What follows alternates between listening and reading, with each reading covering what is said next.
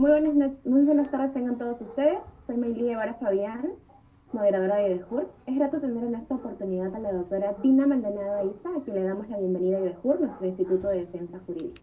El tema de ponencia del día de hoy es el recurso de apelación en el nuevo Código Procesal Penal peruano. Les recordamos que la certificación de esta ponencia es opcional, tiene un costo de 20 soles y está certificado por IBEJUR.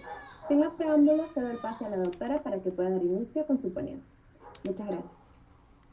Muchas gracias, muy buenas noches, estimados amigos, y en principio vamos a agradecer la invitación del Instituto de Defensa Jurídica y también de nuestra moderadora de hoy, a Mayri. Muchísimas gracias por la presentación.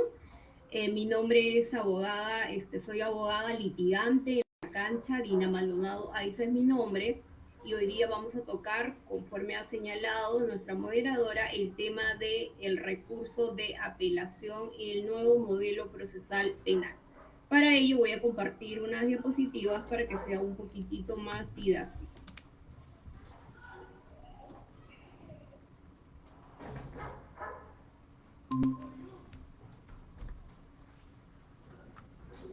¿Me podrías, por favor, confirmar, estimada Mayli, si se ve correctamente las diapositivas?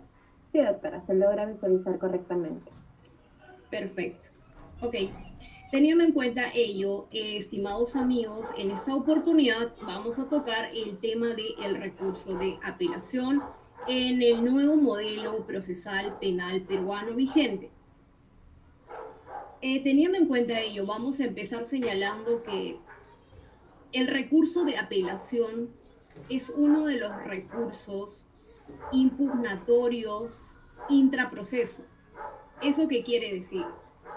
Quiere decir de que existen recursos o medios impugnatorios extraproceso. Pero en el presente caso vamos a hablar específicamente del recurso de apelación. ¿Cuál es su importancia y la conceptualización, caracterización, entre otros? Entonces, ¿cuáles son esos recursos impugnatorios intraproceso establecidos en este nuevo modelo procesal penal peruano? Dentro de los cuales tenemos el recurso de reposición, el recurso de apelación, el tema que vamos a ver hoy día, el recurso de queja y el recurso de casación. Teniendo en cuenta ello, entonces debemos señalar que vamos a hablar respecto a un medio impugnatorio que se encuentra amparado por la norma nacional e internacional. ¿Eso qué quiere decir? Quiere decir de que este derecho de interponer un recurso de apelación se encuentra amparado por la Constitución Política del Estado peruano, asimismo también por las normas internacionales. Teniendo en cuenta ello, empecemos a señalar cómo podríamos conceptualizar el recurso de apelación. Muy bien, el recurso de apelación es un mecanismo procesal. ¿Para qué sirve? Para pedir un reexamen o una nueva reevaluación cuando una de las partes se siente agraviado con un acto procesal, pero necesariamente contenida en una resolución. Esta puede ser autos o sentencias.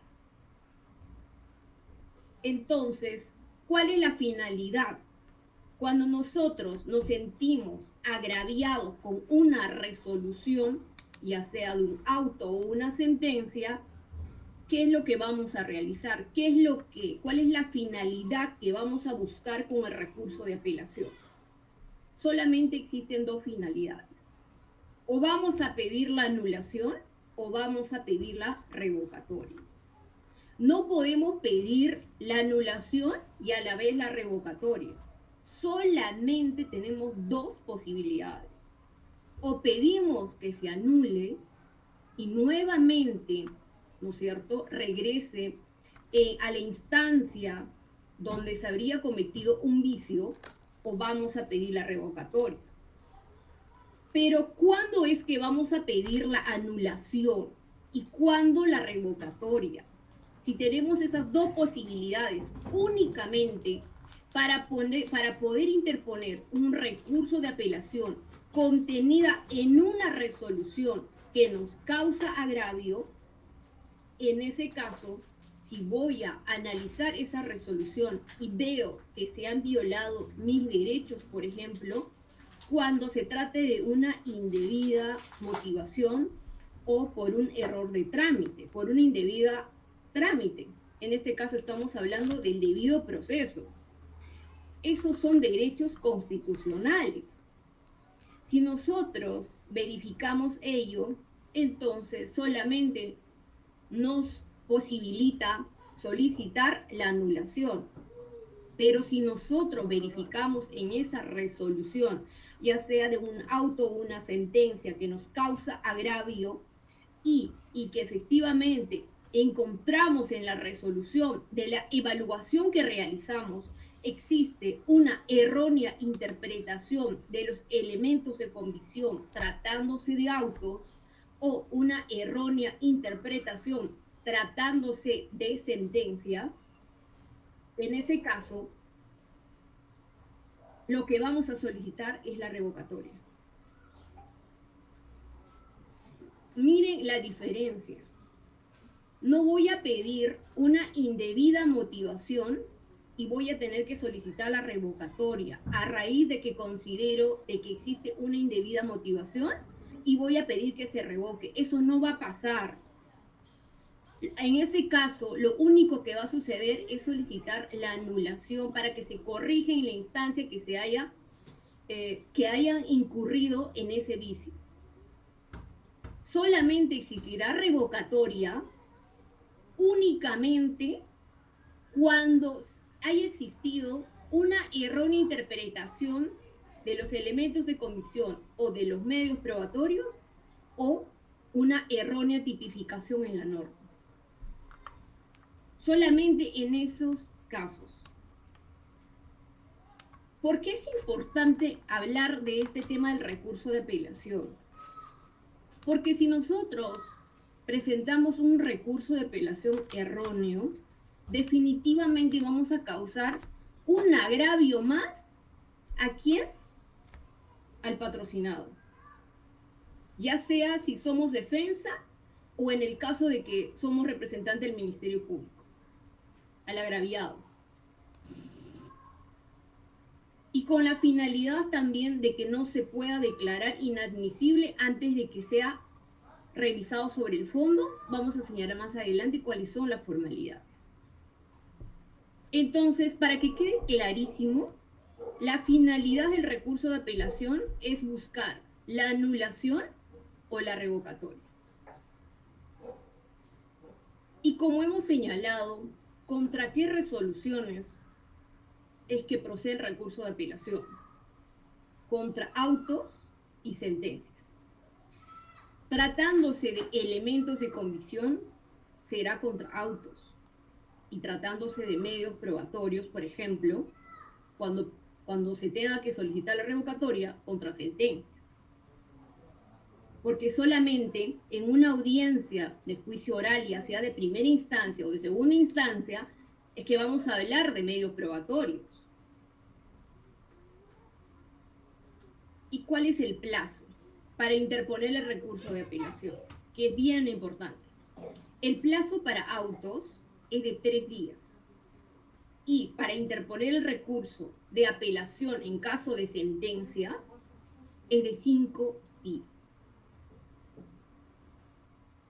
Pero también es importante señalar que hay otro plazo más, tratándose de una detención preliminar. En una detención preliminar nos da la oportunidad, señala la norma, tan solamente un día para poder interponer recurso de apelación.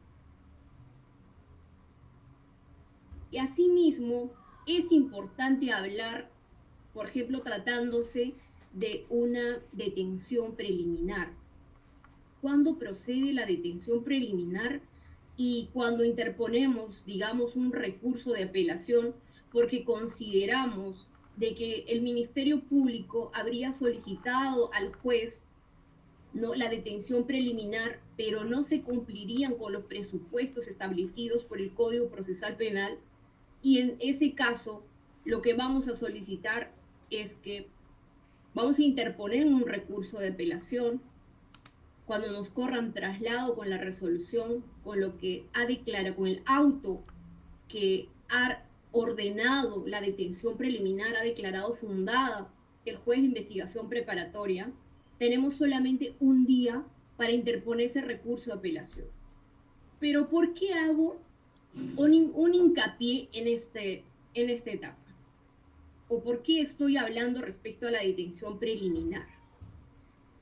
Porque cuando tú tienes que realizar tu recurso de apelación respecto a una detención preliminar, lo único que vas a solicitar es la revocatoria. Porque lo que definitivamente vas a buscar es la libertad de una persona, del patrocinado.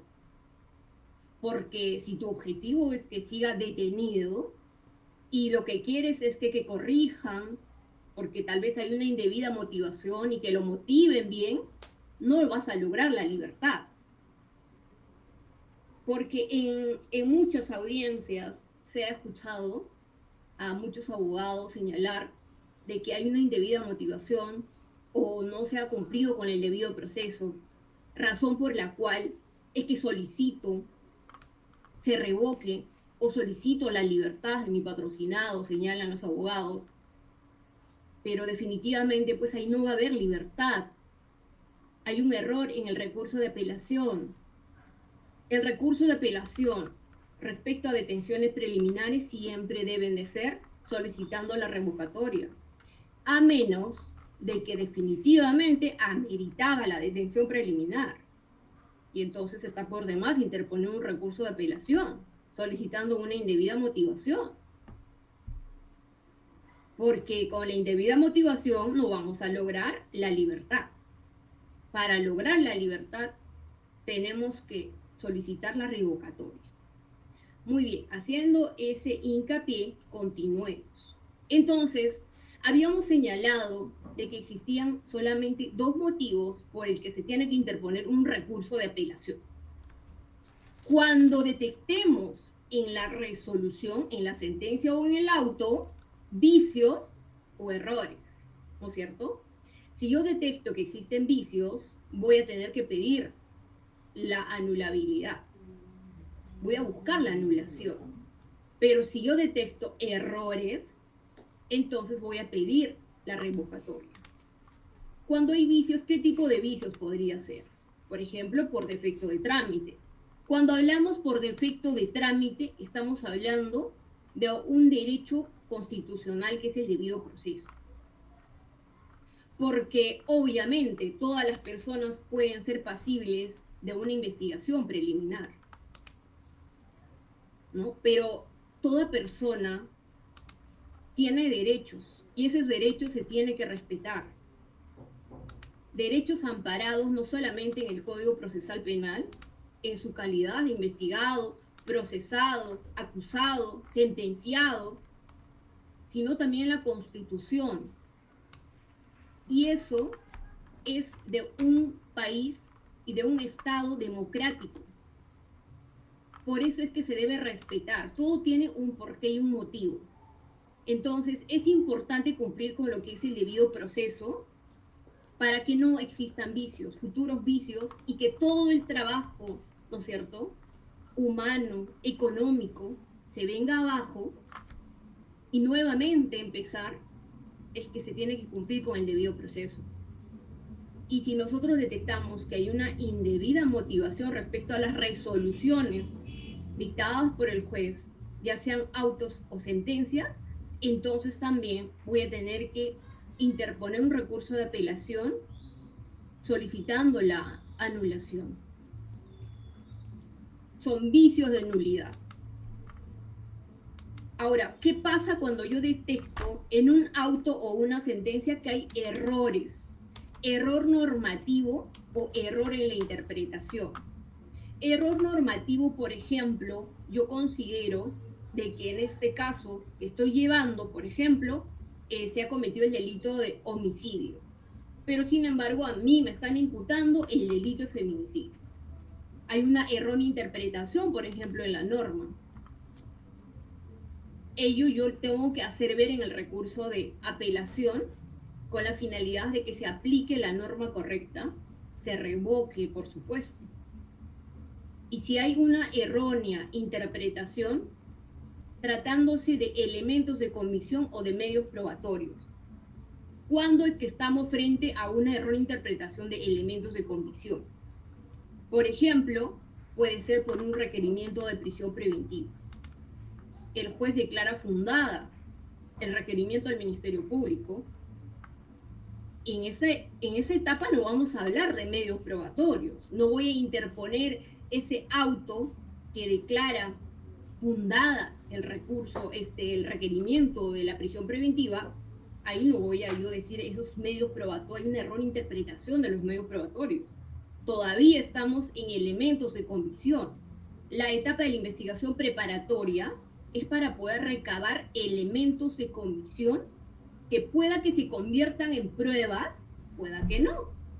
Todavía estamos en recabación de elementos de convicción de descargo y elementos de convicción de cargo. Entonces, es por eso, si hay una errónea interpretación en los elementos de convicción, entonces voy a interponer el recurso de apelación y voy a solicitar la revocatoria. Y por supuesto, si se declaró fundada el requerimiento de prisión preventiva, habiendo una errónea interpretación de los elementos de convicción, entonces lo que voy a pedir es que se reforme y se declare infundado el requerimiento de prisión preventiva con la finalidad de que se dé la libertad inmediata en el caso que haya sido detenido, ¿no?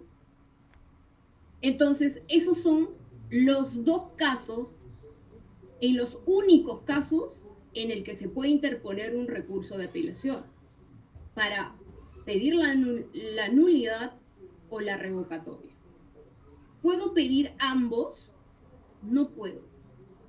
No puedo pedir de que existe una indebida motivación y al final solicito la revocatoria. No es posible.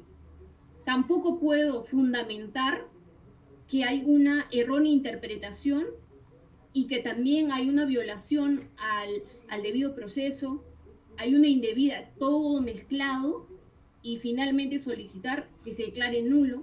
¿Por qué? Porque es que el juez de juicio, el juez de segunda instancia, el juez superior, no va a saber qué es lo que está pidiendo y no lo va a arreglar el juez superior. No va a arreglar los errores del escrito, del recurso de apelación. Entonces lo que va a hacer es tal vez declarar inadmisible. Y si declaran inadmisible, pues definitivamente ni siquiera vamos a llegar a la audiencia. Nos van a rechazar. ¿Por qué? Porque no se va a entender qué es lo que pedimos y qué es lo que estamos fundamentando. Entonces lo que tenemos que direccionarnos cuando elaboramos un recurso de apelación es definitivamente o pedimos la nulidad o la revocatoria, dependiendo de los agravios que existan. Verdaderamente, porque no vamos a interponer tampoco por interponer, ¿no es cierto? Entonces, esos son los motivos por el que vamos a interponer el recurso de apelación contra una resolución con el cual nos sentimos agraviados. Y esa resolución puede ser de un auto o una sentencia.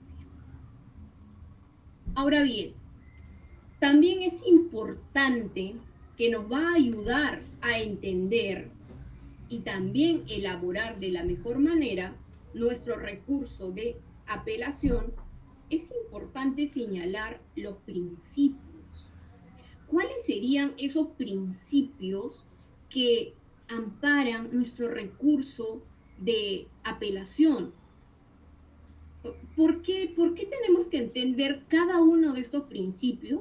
porque de esa manera vamos a poder elaborar de la mejor manera un recurso de apelación cuando nosotros analicemos una resolución, ¿no? Y si realmente corresponde el recurso de apelación. ¿Para qué? Para poder defender, ¿no? Para ejercer la defensa eficaz, o tanto ya sea como representante del Ministerio Público, en este caso al agraviado, que representa al agraviado, o tratándose de un abogado defensor.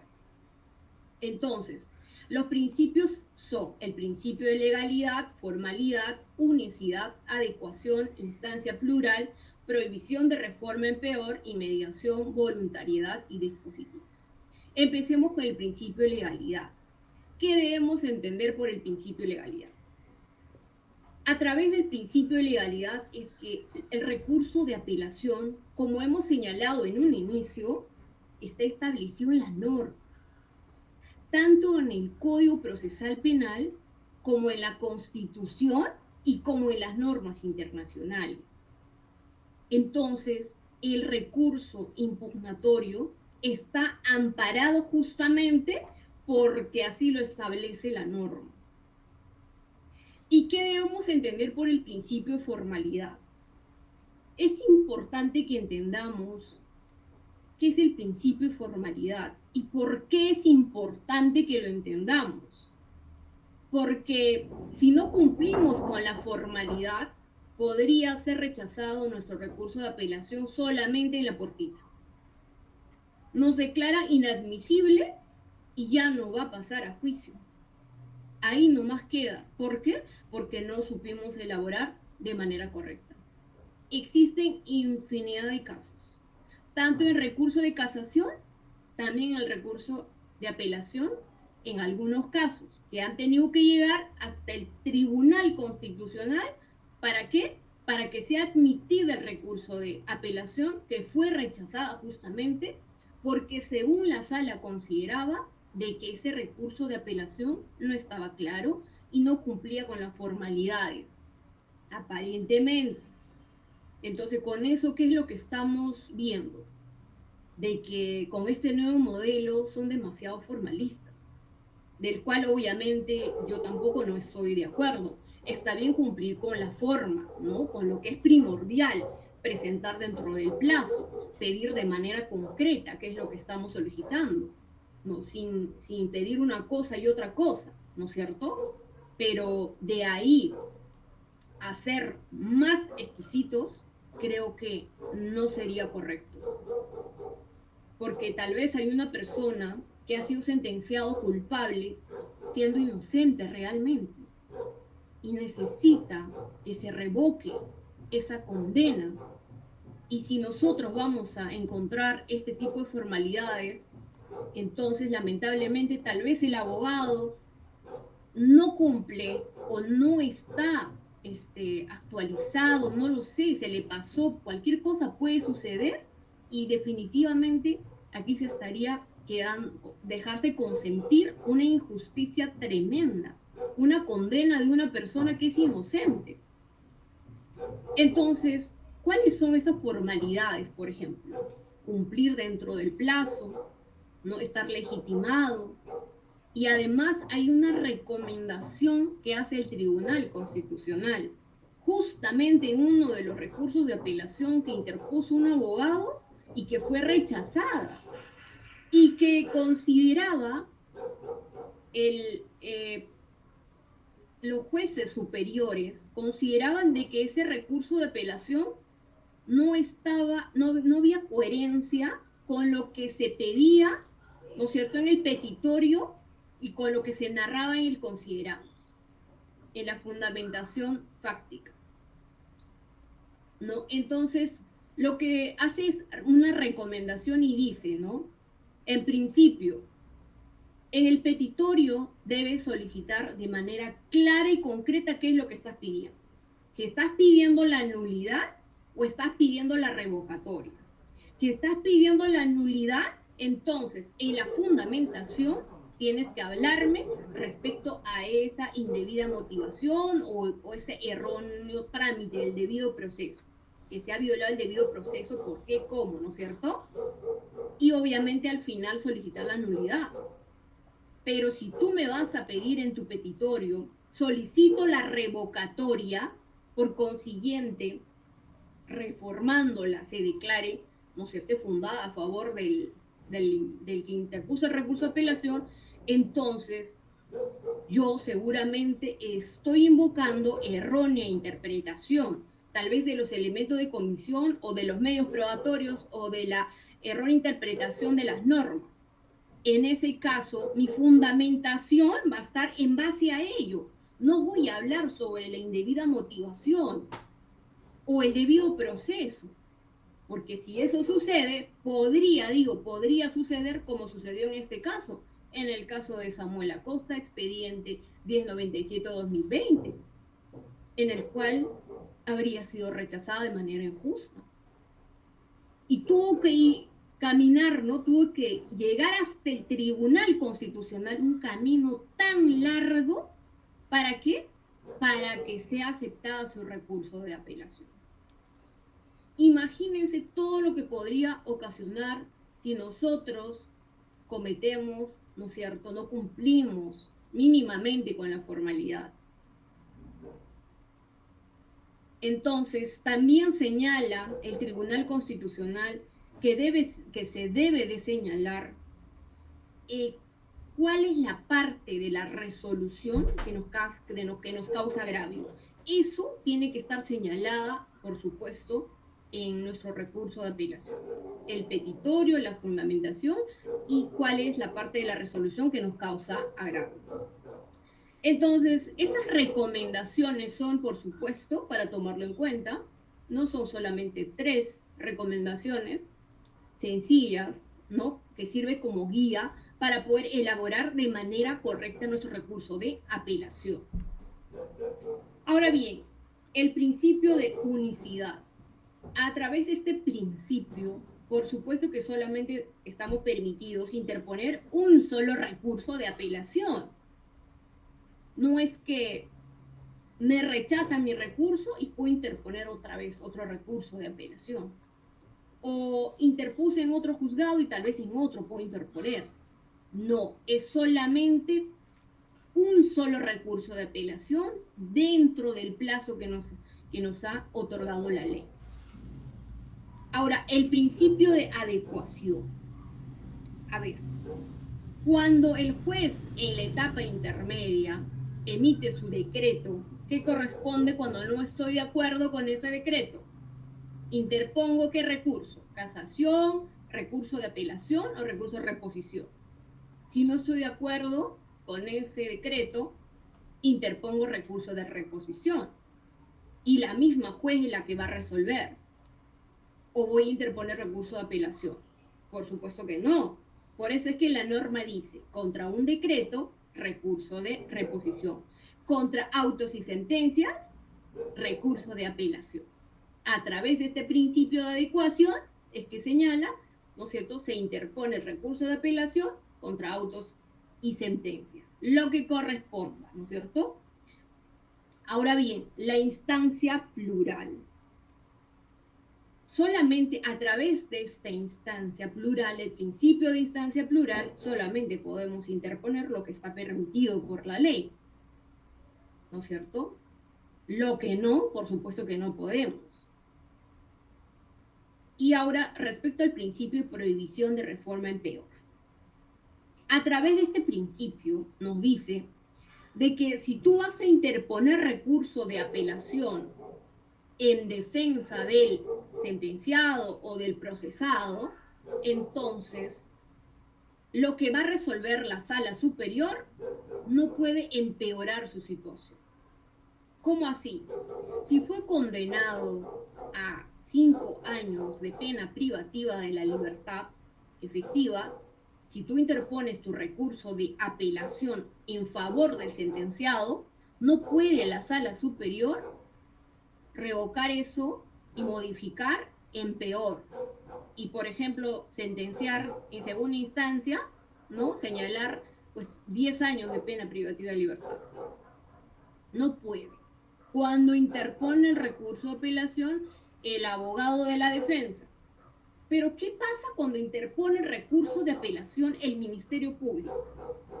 En ese caso, lamentablemente, sí podría ser en peor. Si el Ministerio Público considera de que la pena que se le ha dado al acusado de 5 años de pena privativa de libertad no le corresponde, sino que hubo una errónea, tal vez, evaluación respecto a los tercios, y le dieron la mínima, sin embargo le correspondía la tercio intermedio, y por lo tanto le corresponde tal vez 8 años de pena privativa de libertad, podría en ese caso, cuando fue sentenciado a 5, podría ser a 8 años, sí, por supuesto, en ese caso sí. ¿Y qué pasa cuando interpone el Ministerio Público? Cuando el juez de investigación preparatoria, en un requerimiento de prisión preventiva, declara infundada e interpone recurso de apelación al Ministerio Público. Ahí también, lamentablemente, todavía puede cambiar. El juez podría considerar de que para la superior, tal vez, sí existen los 5 elementos para dictar la prisión preventiva. Y entonces, si declaró infundada el juez de investigación preparatoria, lamentablemente, tal vez podría cambiar esa situación. Y lo revocan y declaran fundado el requerimiento. O podría ser al revés, cuando el abogado de la defensa interpone recurso de apelación tratándose de un auto, ¿no? De un auto que declara fundada el recurso, el requerimiento de prisión preventiva. En ese caso, ¿no? Cuando interpone la defensa, porque no está de acuerdo que se haya declarado fundada, en ese caso sí puede revocar dicha decisión. Entonces, eso es lo que debemos de entender respecto a la prohibición de reforma en peor. Ahora, respecto al principio de inmediación, ¿qué debemos de entender respecto a este principio? Lo que debemos de entender es que en nuestro país, mediante este nuevo sistema procesal penal, es que ingresa o se crea, mejor dicho, una nueva instancia más en nuestro país. Ahora tenemos en el ámbito penal primera instancia y segunda instancia. ¿Pero qué quiere decir? Quiere decir que anteriormente solamente existía primera instancia, efectivamente. Con el Código de Procedimientos Penales solo existía primera instancia. Cuando subían apelación, con la justa había una vista de la causa. Nada más. No se actuaban pruebas. ¿No es cierto? No es que declaraban testigos, se volvía a evaluar las pericias, se daba lectura a los documentales, iban a declarar otra vez al testigo, no lo sé. Entonces, porque si hubiera sido así, hubiera sido una nueva instancia más, pero no, solamente existía una instancia con el Código de Procedimientos Penales y en la actualidad tenemos 2 instancias. Entonces, cuando interponemos nuestro recurso de apelación tratándose de sentencias, vamos a tener una segunda instancia. ¿Qué quiere decir? Vamos a tener una nueva oportunidad para que el juez pueda realizar audiencia, se pueda actuar medios probatorios, ya sean medios probatorios que se hayan actuado en primera instancia y porque lo consideramos relevante para nuestra teoría del caso en segunda instancia, entonces vamos a solicitar su actuación. Vamos a tener que señalar el aporte para que los jueces de segunda instancia puedan aceptarla. O en todo caso vamos a volver a presentar medios probatorios que hayan sido denegados y no se han actuado, no por alguna razón. O vamos a presentar nuevos medios probatorios. He visto que en algunas audiencias, lamentablemente, algunos jueces no están aceptando O sea, no aceptan todos los nuevos medios probatorios que ofrecen. Y debería, porque la única finalidad es llegar a la verdad, es darle material a los jueces para que tomen una decisión. Porque si no, ¿en base a qué cosa van a tomar una decisión? Si consideramos de que se cometió una arbitrariedad, la única finalidad es esclarecer los hechos. Esa es la única finalidad con la que se ofrecen los medios o nuevos medios probatorios. Sin embargo, veo que algunos jueces no lo están tomando así, lamentablemente, ¿no? Entonces, eso es lo que debemos entender respecto al principio de inmediación. Respecto al principio de voluntariedad. Respecto a este principio, debemos entender que solamente vamos a interponer un recurso de apelación cuando nos sentamos agraviados realmente con la resolución. No es que voy a interponer recurso de apelación porque la ley dice que debo interponer y voy a interponer. Si va a ser así, lo único que voy a lograr es que una carga procesal, ¿no? Una obstrucción tremenda en la administración de justicia, porque existen infinidad de casos y realmente hay casos que realmente son justos, que merecen ser revisados minuciosamente en segunda instancia o en la Corte Suprema. Y por el principio de dispositivo, debes mencionar dentro de este principio de dispositivo está el principio de congruencia, adhesión y desistimiento. A través de la congruencia, del principio de congruencia, debemos entender de que si tú interpones tu recurso de apelación, el juez superior o el juez de segunda instancia solamente va a resolver en base a lo que tú estás cuestionando, no en base a todo. ¿Qué es exactamente estás cuestionando? Es lo que en base a ello es que va a resolver. En base a este principio de congruencia. Entonces, por eso es que tenemos que ser precisos y concisos en lo que estamos pidiendo. Ya sea tratándose de un recurso de apelación de autos o tratándose de apelación de una sentencia. Y a través del principio de adhesión es cuando uno de los coimputados, por ejemplo, apela y los otros coimputados no han apelado, pero a través de este principio podemos no adherirnos. Esa es la facultad. ¿Y el Ministerio Público puede hacer lo mismo? No, solamente los coimputados. Ahora bien, el desistimiento. La norma nos da la facultad de poder desistirnos, pero no especifica si puedes desistirte solamente al principio, ¿no? O durante la audiencia, o hasta antes de emitir la resolución. No lo especifica.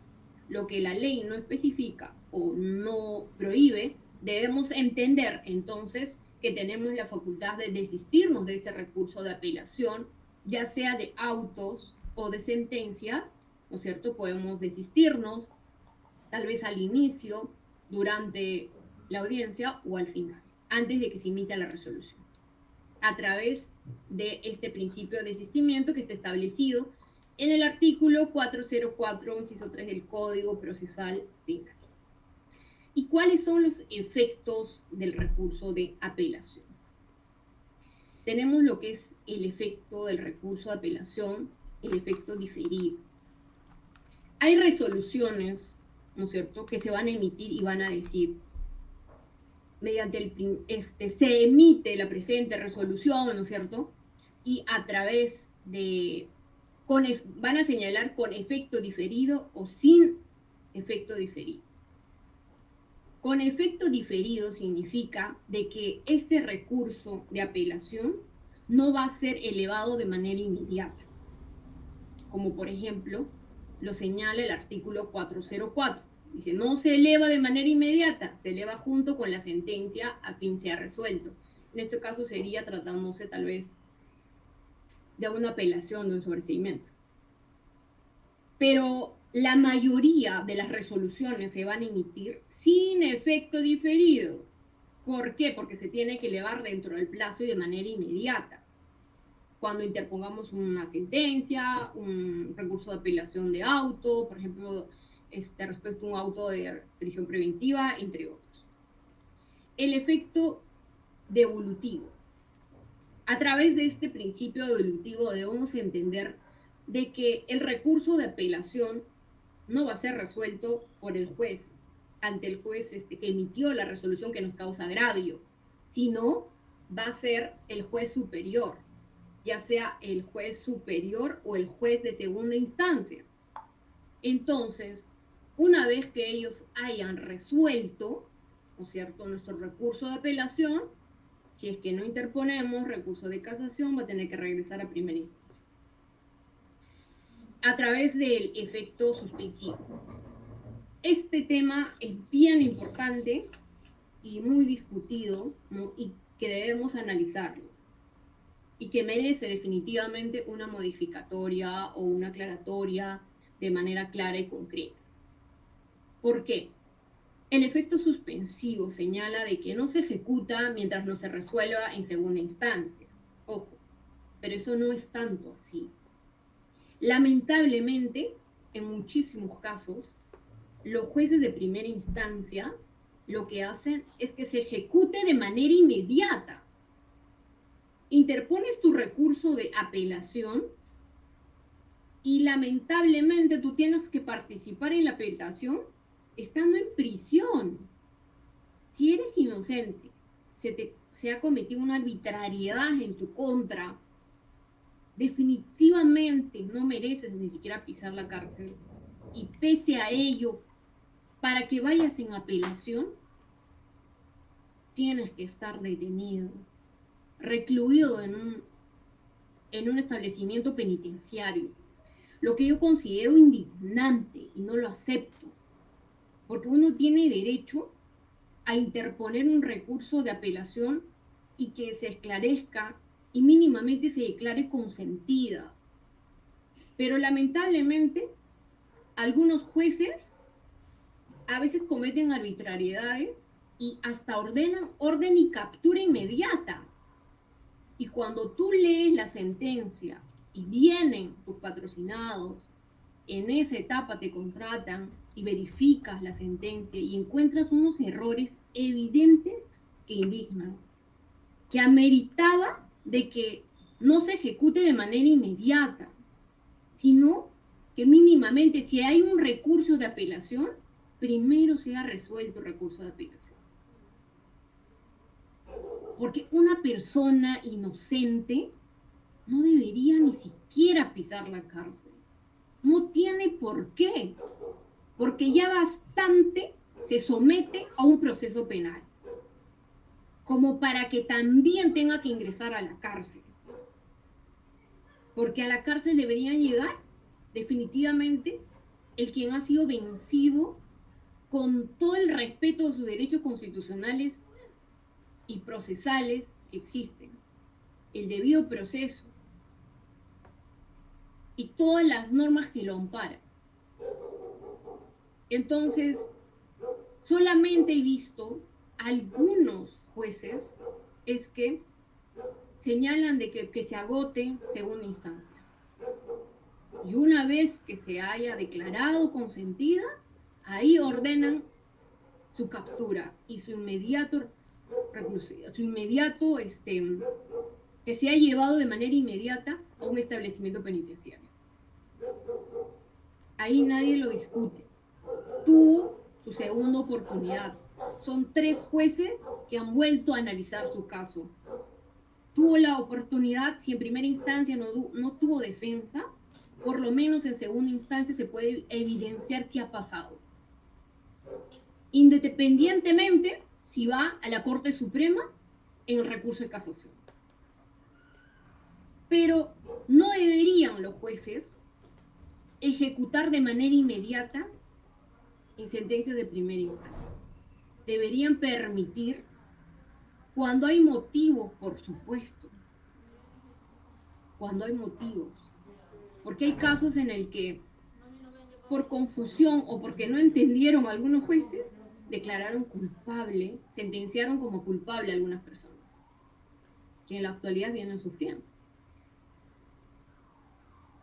A través del efecto del principio extensivo, debemos entender de que lo resuelto se extiende a todos los coprocesados. Entonces, habíamos señalado que el recurso de apelación procedía contra autos y sentencias.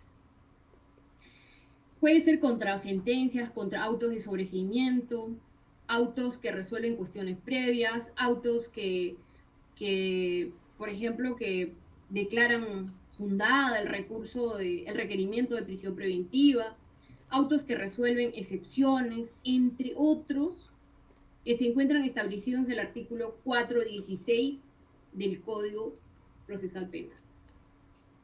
Ahora bien, es importante que señalemos esta parte respecto a la formalidad. Habíamos señalado de que la formalidad era importante, que justamente el Tribunal Constitucional había hecho ya unas recomendaciones últimas y que lamentablemente en este nuevo modelo procesal penal la formalidad vale mucho, al igual que el recurso de casación es netamente formal, ¿no es cierto? Razón por la cual es que en el recurso de casación el 90% de los casos son declarados inadmisibles, o sea, ni siquiera son revisados, ¿no es cierto? Entonces, ahora el recurso de apelación nos señala de que va a ser revisado en 2 veces. La formalidad. Primero, interponemos recurso de apelación contra auto o sentencia. El juez que emitió esa resolución que nos causa agravio, ese juez primero va a revisar si hemos cumplido con la formalidad. Si está dentro del plazo, si existe coherencia en la fundamentación, entre otros. No suficiente con ello, cuando se eleve a la superior, también van a revisar la formalidad. Una vez que hayan revisado sobre la forma, van a emitir un auto de admisibilidad. O podrían emitir, lamentablemente, un auto de inadmisibilidad. O sea, van a rechazar. Declara inadmisible el recurso de apelación. Y por supuesto que no estoy de acuerdo con ello, ¿no? Con que cumplamos con las formas mínimas, creo que es correcto.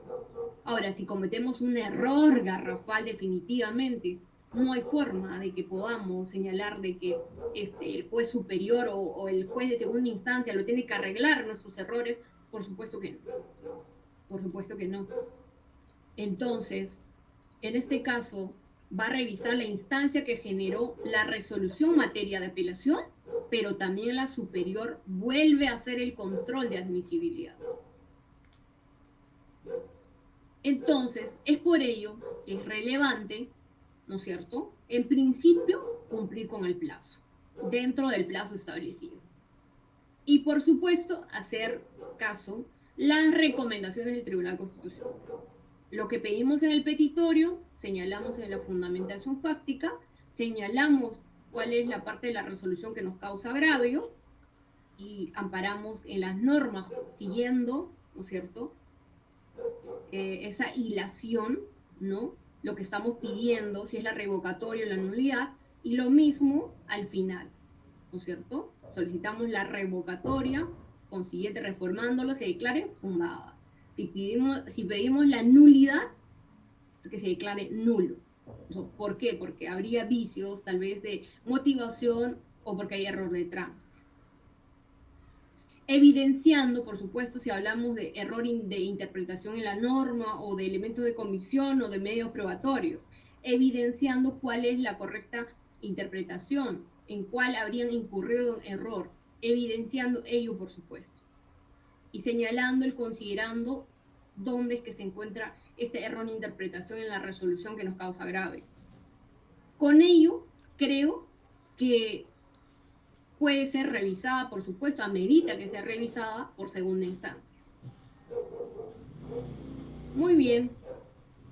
Entonces, para ir finalizando, porque el material que suelo preparar o les he preparado es de manera concreta, clara. Por supuesto que deben existir infinidad de teorías, pero lo que se trata es de señalar de manera concreta de que puedan entender también no solamente abogados, estudiantes, sino también el público en general, para que sepa, ¿no es cierto?, qué es lo que realmente tiene que hacer o qué es lo que amerita, ¿no es cierto?, qué es lo que tiene que exigir a su abogado en todo caso, si tiene algún caso.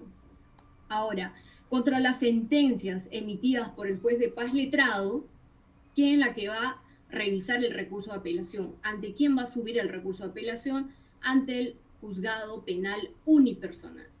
El juez penal unipersonal es la que le corresponde resolverle el recurso de apelación contra las resoluciones emitidas por el juzgado de paz letrado. Ahora, contra las resoluciones emitidas por el juez de investigación preparatoria o en este caso o el juez penal unipersonal o colegiado, tratándose en este caso de juicios de primera instancia, en ese caso la que va a conocer el recurso de apelación siempre va a ser la sala penal, la sala superior, la sala penal de apelaciones superior. Ok, entonces, ¿cuál sería el procedimiento? La apelación contra autos y sentencias. Si nosotros interponemos nuestro recurso de apelación contra, por ejemplo, contra una cesación de prisión preventiva, hubo un cambio rotundo respecto a los elementos de convicción, razón por la cual es que la defensa del abogado solicita la cesación de la prisión preventiva, con la finalidad que se le dé la libertad inmediata de su patrocinador. En ese caso, el juez lo declara infundado, pero el abogado de la defensa y el procesado están seguros que definitivamente esos nuevos elementos de convicción recabados después de dictado el requerimiento de la prisión preventiva sí cambian la situación del imputado y ya no habría elementos de convicción graves y fundados, sino sería a nivel de sospecha reveladora. Cuando existe a nivel de sospecha reveladora los elementos de convicción, lo que amerita es una comparecencia a lo mucho, si no es una comparecencia simple. ¿Por qué? Porque no hay peligro de que se va a fugar, por supuesto, y se ha sometido a la investigación, entonces si no hay motivo para que se vaya a fugar, sustraer de la investigación, entonces ¿por qué le tenemos que dictar prisión preventiva? ¿No es cierto? La libertad es uno de los derechos más importantes después de la vida, y lo que es la prisión preventiva no es un castigo, ¿no es cierto? Tampoco es un anticipo de pena, justamente solamente para hacer prevalecer de que la persona no vaya a obstruir la investigación o no se vaya a escapar. Entonces, teniendo en cuenta ello, si nos declaran infundada, entonces interponemos nuestro recurso de apelación.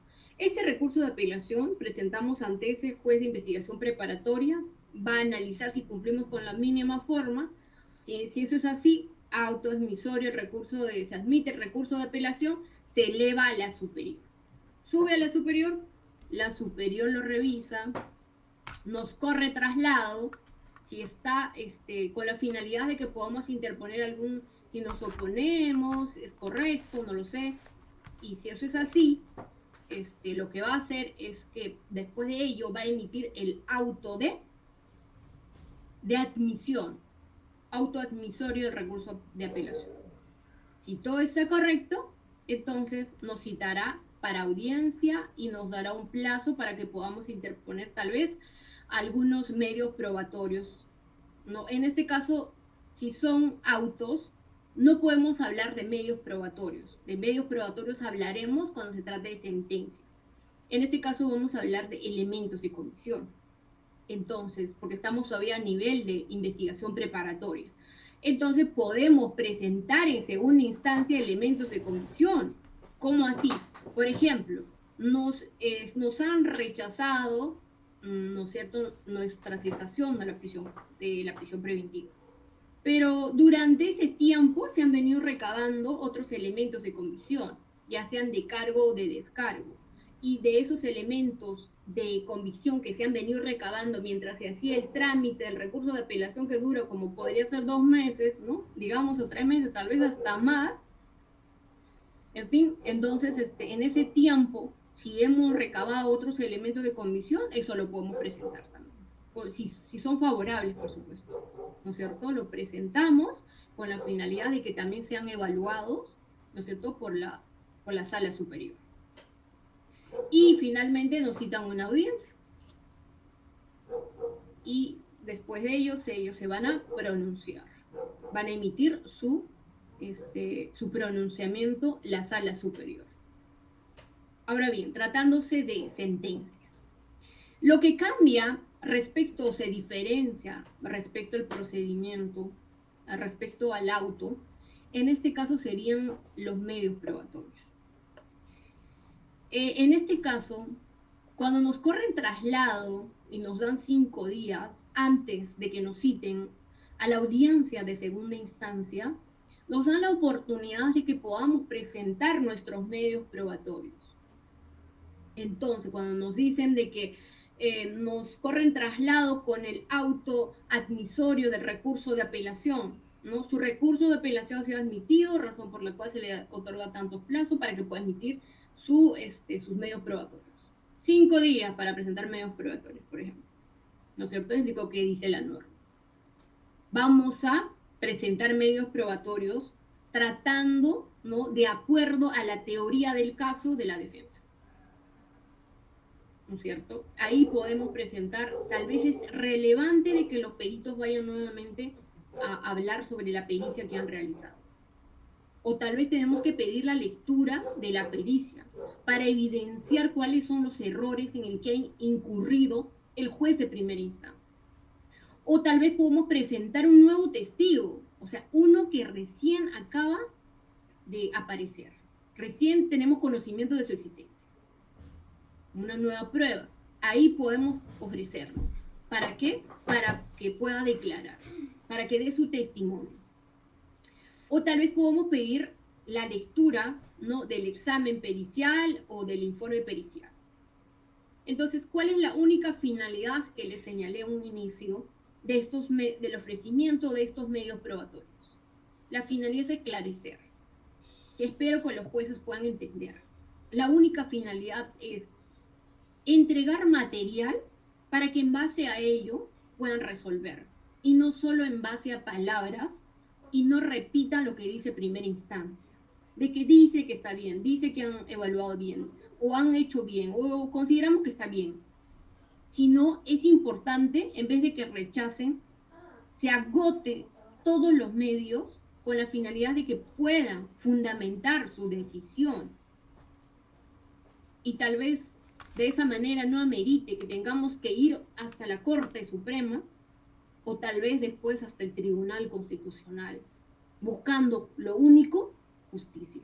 Esclarecer los hechos, llegar a la verdad, o aproximarnos por lo menos a la verdad. Porque es diferente lo que cuenta el agraviado y es diferente lo que cuenta el imputado o cómo realmente han ocurrido los hechos. Entonces, la única finalidad de estos medios probatorios es esclarecer los hechos. Teniendo en cuenta ello, amigos, en esta oportunidad hemos concluido con la ponencia del día de hoy del recurso de apelación. Muchísimas gracias y agradecemos al Instituto de Defensa Jurídica por la invitación. Nos veremos en otra oportunidad por este medio o por otro medio con otro tema de igual manera. Muchísimas gracias, muy buenas noches, estimada Marlene. Y DEJUR agradece a nuestra ponente, la doctora Dina Maldonado Isa, por su excelente seminario respecto al tema el recurso de apelación en el nuevo Código Procesal Penal peruano. Doctora, nuestra institución le solicita a su persona poder difundir su ponencia en nuestras redes sociales. Sí, por supuesto, no hay ningún inconveniente. Muchas gracias, doctora. Los invitamos a seguirnos en todas nuestras páginas. Nos encuentran en Facebook, Instagram, YouTube, TikTok y LinkedIn como IDEJUR. Además, visítenos también en nuestra página web www.idejur.com para futuros diplomados. Recordarles nuevamente que la certificación de esta ponencia es opcional, tiene un costo de 20 soles y está certificado por IDEJUR. Damos por finalizado el evento, no sin antes agradecer nuevamente a usted, doctora, y a todos ustedes por su atención. Muchas gracias y buenas noches. Muy buenas noches, con permiso. Buenas noches, doctora.